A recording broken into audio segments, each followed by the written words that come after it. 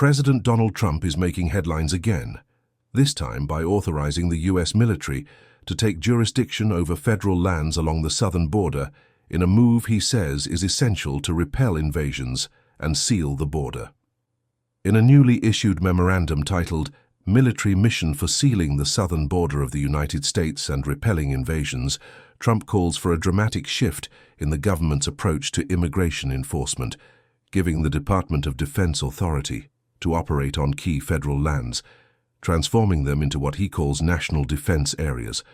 Among the areas named, the Roosevelt Reservation, a 60-foot wide easement stretching across parts of California, Arizona, and New Mexico. The goal, to turn these zones into military-controlled installations, effectively allowing troops to enforce border security under military jurisdiction. But what does this really mean?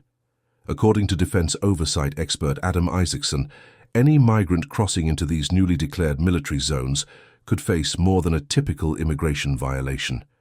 He warns that migrants could be charged with trespassing on a military installation, a far more severe offense than the usual entry without inspection. Trump's memo also reinforces his belief that the U.S. is facing an invasion at the southern border, describing the situation as so complex it demands a direct military role. Yet border crossings have plummeted in recent months.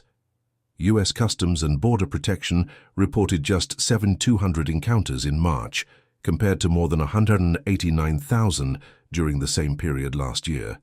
That's a massive drop. And critics argue that with between 4 and 5 uniformed personnel for every migrant apprehended in March, there may already be more than enough enforcement on the ground.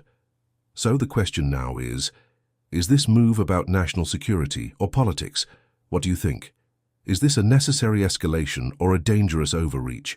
Drop your thoughts in the comments, like, subscribe, and hit the bell for more in-depth analysis on border security and U.S. politics.